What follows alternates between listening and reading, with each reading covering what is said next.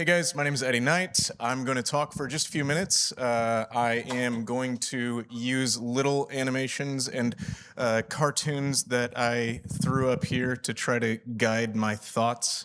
If that goes completely sideways, rest assured you're getting a hands-on demo and presentation from Matt as soon as I'm done with whatever it is we're talking about. The first question that you might be wondering is, why are we standing up here fixing to rant at you for the next half hour? That's a good question. Well, the answer is we want you to use our projects. The next follow-up question that you surely have is, why do you want us to use, why do we want you to use our projects? And it's because we think they're cool. We think they're pretty dang cool. Look at those logos. They're like little buddies up there. Gotta love them. Then you might ask, why are these projects cool? How are they cool? Strictly speaking, I tried to answer that question by looking up the definition of cool, and I got a lot of help from the dictionary on this one. So our code is not warm or cold. It's not water. It's not, well, it is relieving. Yes, it is relieving. It's not hot or it's not cold. It's not, oh, this is falling. Wait, there we go. Calm. Yes, calm. Calm. It's very calm. So this is the first of the projects. Calm is a big software standardization project that you've probably heard plenty about today. And oh, guys, don't get jealous. Don't get jealous. We're just going through the projects. Okay, we're going to go into depth on the projects later on. First up, there we go. There we go. I'm going to do a little bit of a story, campfire story, a ghost story even. Hello, little ghost, little ghosty. So our little ghost story here is about compliant financial infrastructure. It started under a different name in 2019. Contributors were working to create infrastructure as code modules that are validated to be compliant with policies contributed by different financial services institutions. FINOS members repeatedly affirmed the need for these outputs: common policies, shared modules, community-improved tests. We all agreed that these pieces are better with more people involved, more eyes, more critiques, more precision to lock out the bad guys. Now, the ghost story continues a little bit here. Our goal was simple. We needed to build out some automated tools to scan and deploy secure by default infrastructure. To do that, we needed policies that were contributed by the banks. For me, the most interesting part about this was validating compliance as part of the development workflow. I'd already been doing that as part of an initiative within Morgan Stanley, something that Jim surely yelled at me at some point for. The little mascot, oh, wait. I got my animations out of order, just like I promised. I'll come back. I want my little mascot. Hey, there he is. Patches. Patches isn't part of the ghost story. Patches is still around. But we were excited because we wanted this progress to include scanning of any pipelines to make sure that things are compliant with policy while they're being built and before they're deployed. So we would be able to have the dream of compliant financial infrastructure, secure by default infrastructure as code. But this is a ghost story after all. The work on the CFI project eventually plateaued. It stalled because we were optimizing for maintenance and deployment of shared policies. This bit right there. We were focusing all of our work on engineering and automation. It seemed reasonable at the time. If you want that easy button, you need rules for how that button should behave, but the maintainer team at the time wasn't really able to contribute those policy documents. And the people with those skills weren't in our professional networks or spending enough time available to work on those policies. So our dream of working on secure by default infrastructure as code kind of stalled, which meant that our dream of secure by default deployments ran up against a wall. Ooh, this is fun because that's not at all what my pictures look like. Ooh, There we go. All right. So the end of that campfire story actually comes with these guys coming in. Oh, hey, little ghost. Hey, big ghost. Thanks, guys. The end of that story is the beginning of the Common Cloud Control story. When CFI struggled to find policy authors, this new group, CCC, launched a project to focus explicitly on the things that we'd been missing. The two overlapped for about a year before CFI was merged into CCC as a working group. Well, I keep saying that we wanted shared policies, but everybody should know that policies are internal documents, and what we really wanted was control catalogs. The CCC was working on creating control catalogs to assess specific technologies based on known best practices. An example of those is the FINOS AI governance framework and NIST 853, things like that are examples of guidance that we wanted to bring into community control catalogs, which would enable us to actually build effective internal policy, so then we could get onto the fun work of automating things.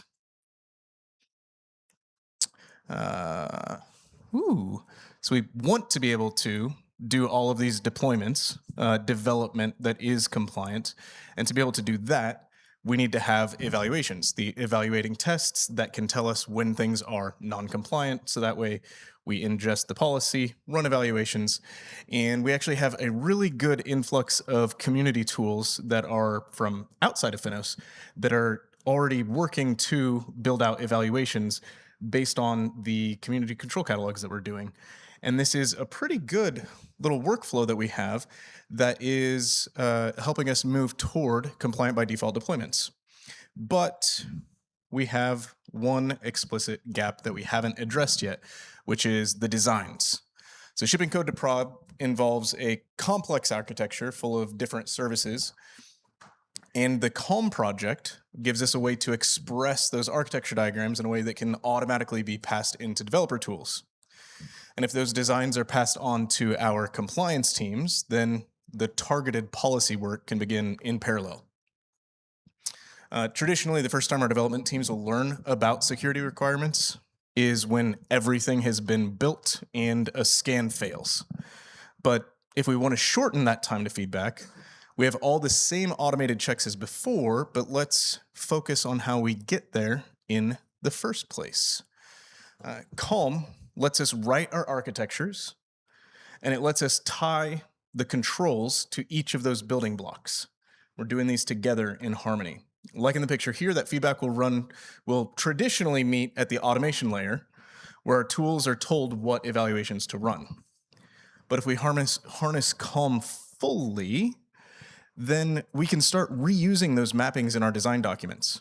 This lets us start designing our infrastructure with confidence that it's compliant by default, reducing the feedback cycle and giving us critical approvals on the first implementation through. So this is why I'm extremely excited about the things that we've been hearing about CALM all day today. It's why if you grab me in the hallway, I'm going to be overly stoked to talk to you about FINOS Common Cloud Controls and why a massive portion of my life has been consumed by this. But because I can wax lyrical about this, I'm going to invite up Matt to go in the weeds. Thanks, Eddie. So I'm afraid I don't have any animations to go wrong, but I am going to try and do a demo with an LLM. So there's plenty to potentially go wrong there. So let's move on to the next slide. So what are we going to do? So what does this look like in the real world? Common Cloud Controls is great in terms of giving us those controls that are important, but how do we actually apply them? And how do we make things that these standards, boards, groups are coming up with and make something real and something valuable with them that can make our lives as developers easier? So what is CALM? And if you scan the code here, you'll go to our main docs page. It's an open source specification to define and validate architectures. So I'm not going to go into too much detail on CALM, go to the docs. I will give a little overview of the core components just for anyone that's not seen it before. It is a JSON meta schema. So that is a schema for describing schemas. And it's got a few key constructs. So it's got nodes, and those are what you would normally draw as a solid box on an architecture diagram. It's got relationships. Those are going to be the arrows or the dashed boxes, so how you group things together or how things connect together. It's got interfaces. That's the features or the functionality that your services or your systems are exposing. It's got controls, which are your non-functional requirements, and it's got flows. And flows are really the transitions of business flows through your logical architecture. And they become really important because our architectures actually mean more when we understand the different business flows that they're supporting. You know, if you're executing an automated trade flow through certain components of your architecture, but you're loading reference data in with others, there's different architectural considerations that you need to have, and there's different resiliency and security type requirements based on those different flows. And so you can start to reason more about your architecture by overlaying those flows on top of the logical architecture. So moving back to Common Cloud Controls. One of the things that Common Cloud Controls has published, as well as the controls themselves, is reference architectures. So they've got this 3-tier application architecture based on the Google. We can actually skip over to VS Code. This 3-tier application architecture based on Google Cloud Single Zone Compute Engine reference architecture. And they've published this markdown file that describes the CCC taxonomy that you'll see on the far right, the actual services. And they've tried to map that into the 3 main CSPs. So rather than just Google, how would you do that if you wanted to deploy to Azure or into AWS? And maybe you don't want to deploy into AWS after yesterday, but we shall see. And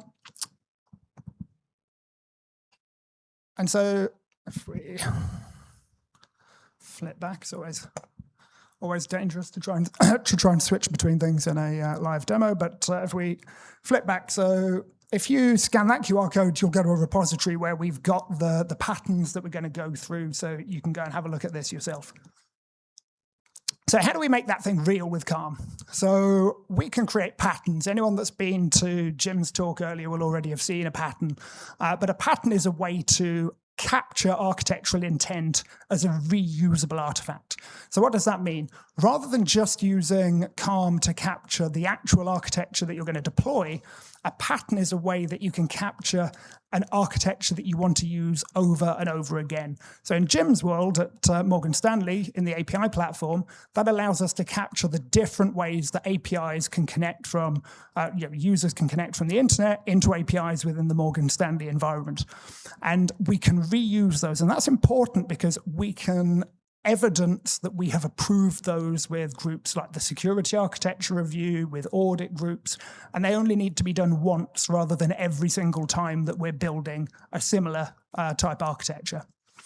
So if we're going to take a look at what we're doing here, once you've got an architecture,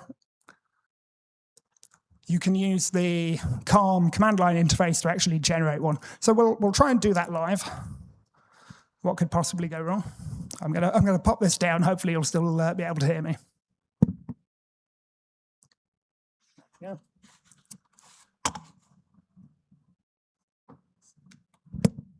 Teamwork. Oh, thank you very much. So what we've got here, this is a Calm pattern file. So it's a lot of JSON, but this goes through and describes in detail the architecture across all 3 of the CSPs. So if I'm sorry, I can't see this, so I'm going to have to look around. But if we open up the terminal, where are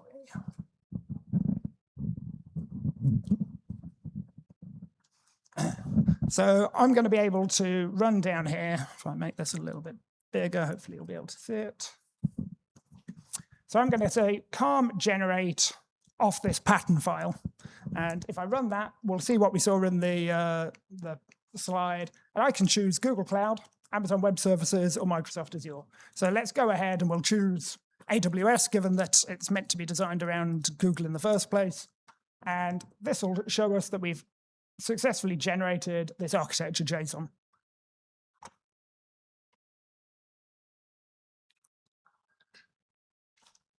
So So that's great, but it's still more JSON.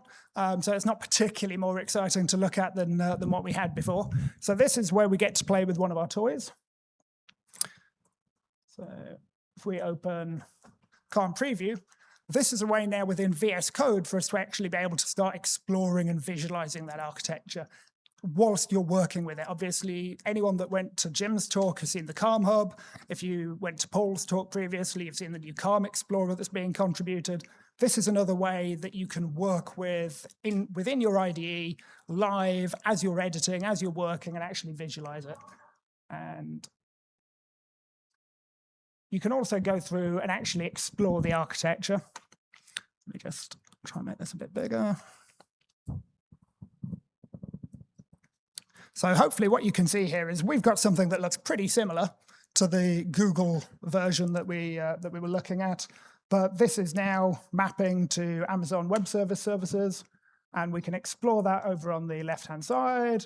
You can drill in, and it'll actually, it'll drill in. So here, for example, we can see the EC2 VMs. You can see which tier, which other relationships they exist within, and you can start to see the related nodes. It's not particularly needed for a relatively simple architecture like this, but as you've got more and more complicated architectures, being able to drill in and look at the specific elements in detail makes it a lot easier to start to reason about the architecture that you're working with.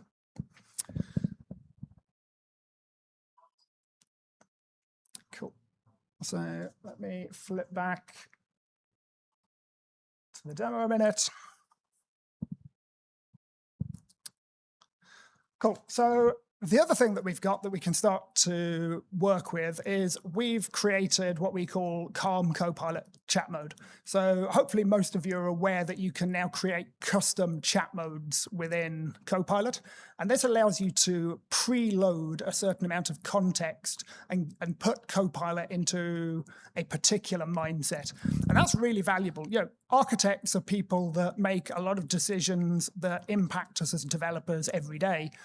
But by and large, we don't have access to the architects as developers when we need to ask specific questions, when we're picking up that JIRA that you're going to go and implement, and you're not sure what it is you're working with.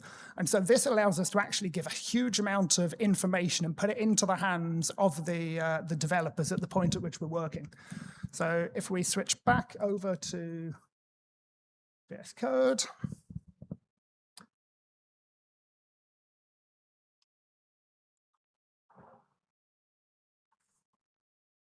cool. So this is our Copilot chat mode. I've preloaded it, but you can see down the bottom where you would normally see your agent ask and edit options, you've now got a Calm option. And you can see over here, I've just said to it, let's get to work. And it has been able to go and load a bunch of tool prompts that we've got within here. And again, you can install this into your own repositories with the CLI. If you type Calm Copilot chat mode, it'll install all of the prompt tools and give you this Copilot mode within your own repositories.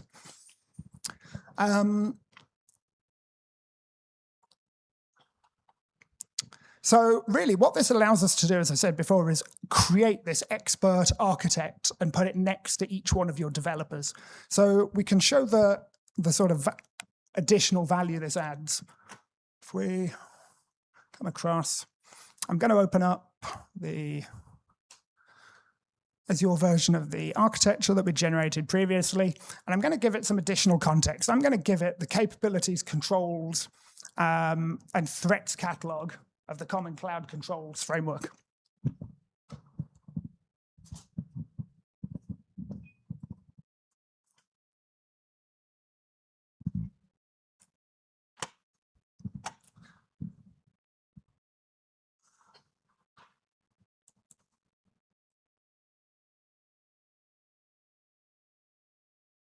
I'm going to ask it a question. So I'm going to say, look at the AWS Calm JSON architecture, and based on the Common Cloud Controls service categorization, and that's a property that we've put in each of the nodes within our architecture. And we want it to give us a summary of threats from the Common Cloud Controls threats catalog that we should be concerned about. So this is where you've heard the saying, you shouldn't work with animals or children. I think we're going to throw in LLMs live in demos into that. So here, fortunately, it's behaving pretty well. So it's giving us a pretty detailed overview based off the Common Cloud Controls threat catalog about the potential issues we've got. And you'll see here where it's naming the specific threats out of the catalog, directly addressing the architecture that we're looking at. So suddenly I've got a huge amount of power. I personally haven't been involved in the Common Cloud Controls project, but I've got all of this being given out for me. And you can see that there's way too much even to look at in a demo here. Fortunately, I'd pre-prepared, so I can actually go and ask it another question now.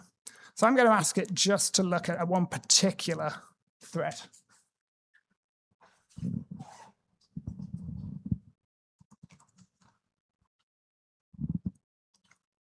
So I'm going to ask it, just focus on the CCC TH01 threat, and actually go and tell me which of the controls from the Common Cloud Controls catalog I should consider implementing to mitigate that threat.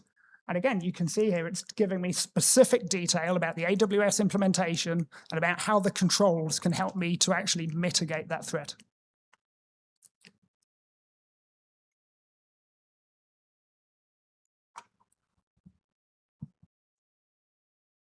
So why don't we try and resolve one of them?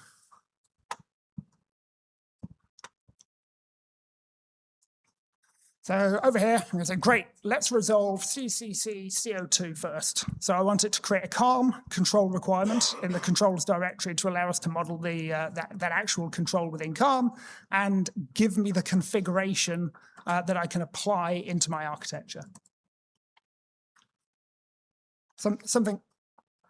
Something's bound to go wrong soon. It's behaved far too well through the live demo to this point.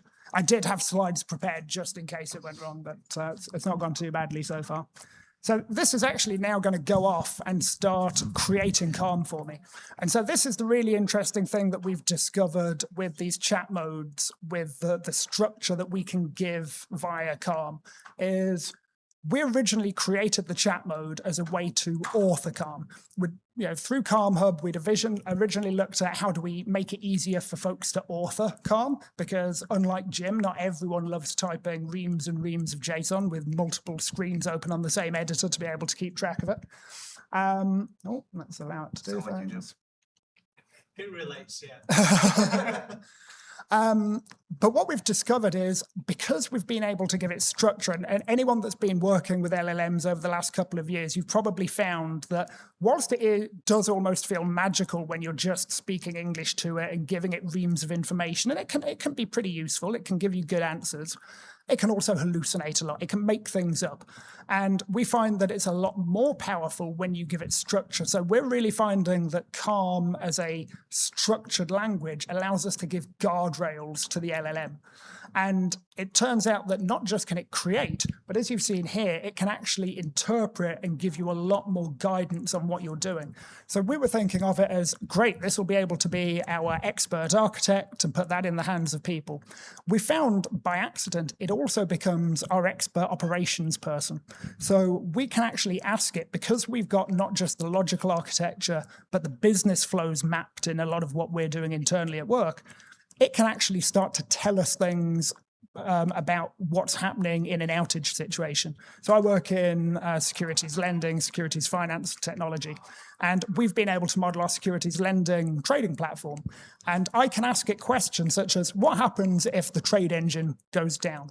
And it'll go through and give me different levels of categorization, from critical to moderate, to which flows are still working, which ones aren't, what their potential workarounds are.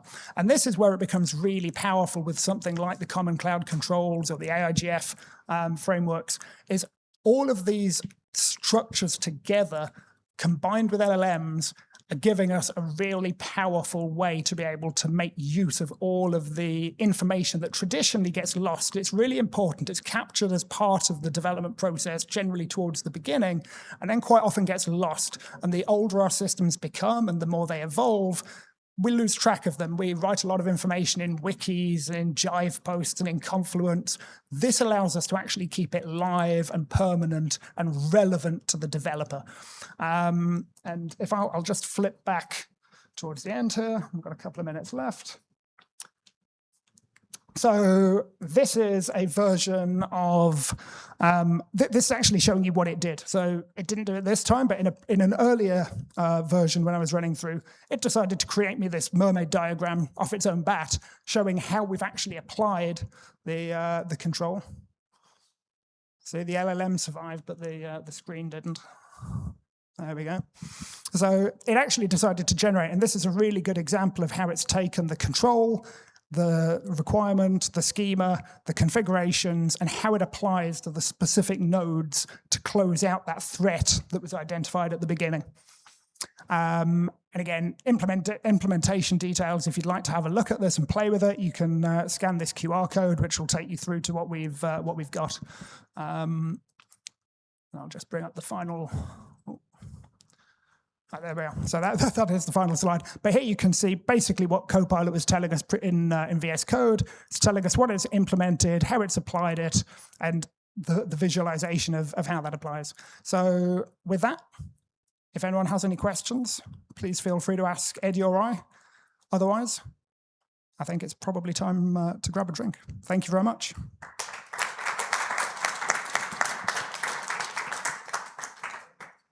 So with Calm, like the architecture.json generated didn't have. Yeah, thanks. With the Calm part of the demo, you generated architecture.json, but I didn't really see any specifics that were directly related to AWS. So how does it actually know exactly what's going to be used? So the pattern that I showed only captured the names of the different components specifically, but you can put as much detail into a Calm schema as you want. So we could capture more of the detail. But the other important part is then how we actually map that into deployment. So I don't know if you were at Jim's demo earlier, but we have another command in the CLI called template.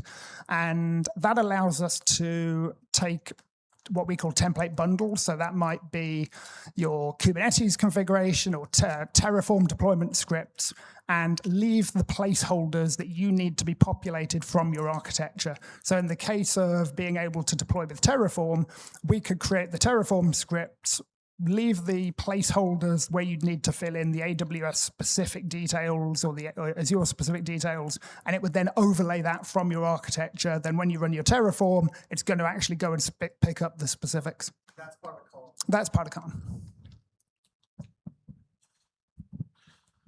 So what we see here is like kind of like a general, S3 configuration, implement the control. But is this taking, like we were saying before, there's like placeholders and stuff like that. Is that contextualizing, other components within the system? I know this was kind of like an end-to-end, or end state would be to create a whole artifact of everything that we have. But realistically, this might just be a component. So is that contextualizing, hey, we need to put these controls, or does this allow for, like we do with other components, placeholders and things like that? So you can get as detailed or as specific as you'd like with Calm. So the way that we've designed it, it's very unopinionated. It's on the way. It's basically as we're on the way to getting more detailed and granular. We also don't want to go down rabbit holes of like, oh, this is the problem, let's go solve for this, when it's really kind of like drawing on a bunch of unknowns, like we said with the placeholders. Yeah, that's right. And one of the reasons that we did this, so we started talking about Calm, or what became Calm, a couple of years ago now. And certainly at Morgan Stanley, we're big structurizer users, which is the sort of DSL for being able to describe C4 architectures. And that's very opinionated. And it's a really good way to communicate about architecture. But as your architectures become complex, and let's be honest, real architectures are complex, it becomes hard to work with, because you're constrained to always working with components at the same level, depending on which of the 4 levels that you're at, or 3 levels really, because no one goes down to code. What you're able to do with Calm is your nodes can be at any level of fidelity, at any height within the architecture, and you can therefore focus on the part of the architecture that you care about. It's rare that we're building an entire system in the entirety. We're generally focused on a little bit that we're evolving at the time. So you can sort of drill in and focus on that aspect. And the other boxes are just, you might be pointing off to a system that you know nothing about the internals of, or pointing off to a whole other ecosystem that you don't know or care about the details. And you can just focus on the little pieces. And then we've got a property called detailed architecture that allows you to jump between more detailed architectures so that you can drill in if you want to. So the idea is you should be able to build a map of your entire organization, but where you're working, you'll focus on the detail, and the parts that you know that you talk to but don't want to know the specifics of, that's left to the people, the experts over there to deal with. All right, we are out of time. The last closing thought that I just want to share is we are thousands of hours into developing these projects. Multiple thousands of hours have been spent between the AI governance framework as this foundational guidance, the common cloud controls as this technology-specific, threat-informed set of controls for you to implement, and for Calm as this ecosystem to be able to bring these things all to life and tie it all together. But we are still in the refinement phase. Within the next 6 months, you're going to see a massive influx of development because of how many obstacles we've cleared and how many openings we've created for ourselves. If you guys want to start using this, the first thing that I recommend is that you engage with the community. Myself for Common Cloud Controls, Matt for Calm. There's a load of people out there who would love to talk to you about AI governance framework, but we are in that polish and refinement phase. And the more people who are coming in and pointing at these things and sharing user stories and asking questions, the better these things are going to become when they are fully production ready for you to use in your environments. Thank you, everybody. It's been great. Let's go. Have a good night.